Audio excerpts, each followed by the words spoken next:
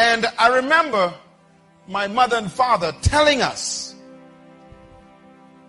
that we must learn the Bible no matter how difficult life became. And they would teach us from this book about God and about Jesus Christ and about his sacrifice for us. And as kids, we grew up with those conditions. And as you grow older, you begin to question, why are we poor? Because you begin to see other people's lifestyles. And I remember crying out to God one time at age 13. I said, if you exist, you got to explain this to me. It was at age 13 that my life was transformed. Because that night at 3 a.m. outside on the dirt ground, under the stars in the Bahamas, with tears running down my face, I asked God to explain to me why we were poor. His answer was simple. He says, because of your mind. That began a journey for me. I surrendered my life to God that night at age 13. I never went back.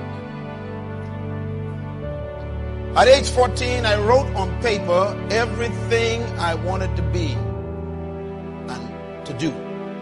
Today, I am doing those things. And something happened between sleeping on the floor and flying my own jet today. Now, what happened is I had a mental transformation.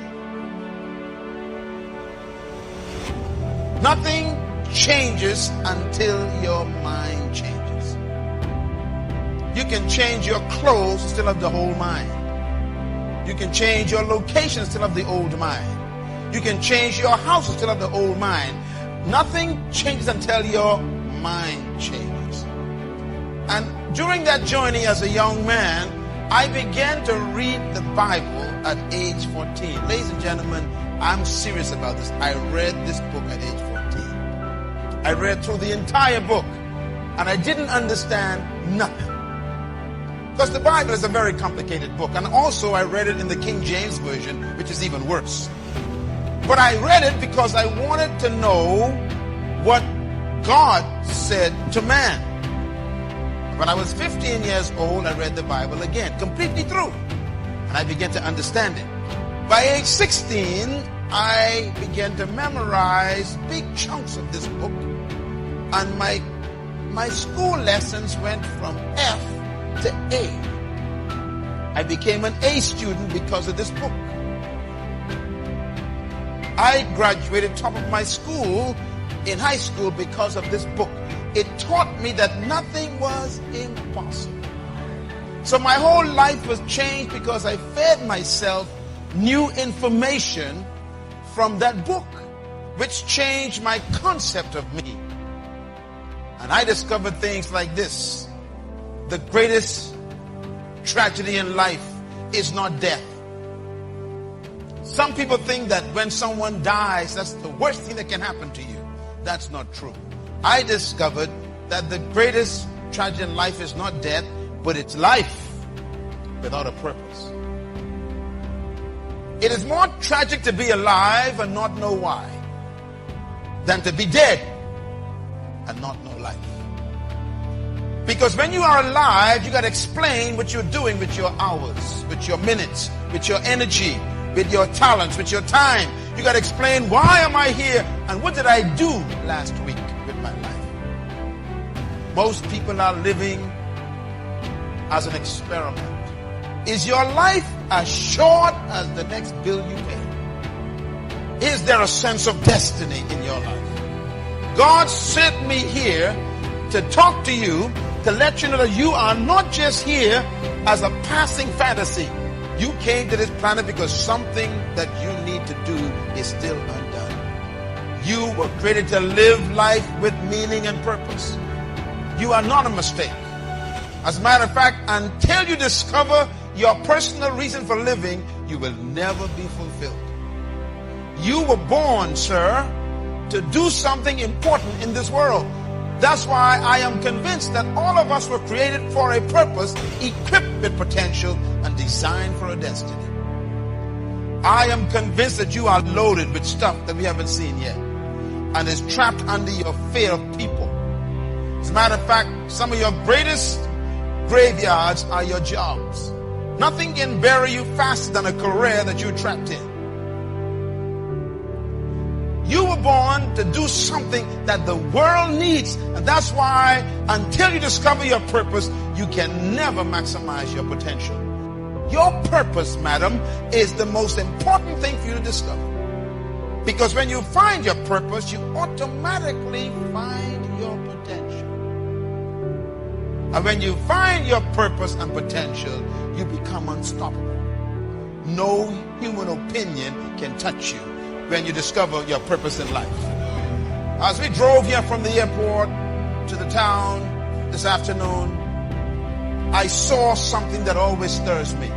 And it makes me ask a question I asked when I was 17 years old. I asked this question: what is the wealthiest spot on planet Earth? Where is the greatest wealth on earth? And someone says, well, maybe it is the gold mines of South America, or it's the diamond mines of South Africa, or the oil fields of Iran, Iraq, and Kuwait, or maybe it is the silver mines of Peru, or maybe it's the oceans of the Caribbean with all that seafood. What is the wealthiest spot on earth? I found it. The wealthiest spot on earth is right here in Marion. I saw it today. The wealthiest spot on earth looks just like this. It's the cemetery. Why is the cemetery the wealthiest spot on earth? Do you know why?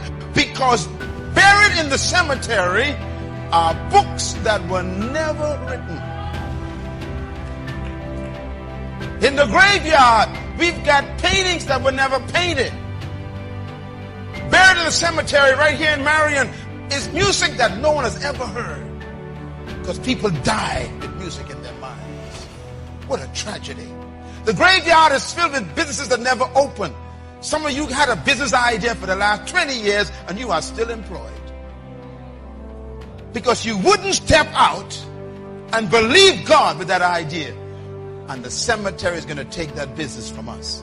The graveyard is filled with ideas that never became reality. The graveyard is filled with visions that died as nightmares and dreams. We got plans that were never executed. The graveyard is filled with awesome, powerful treasure no one has ever used. As a matter of fact, that is why I came here.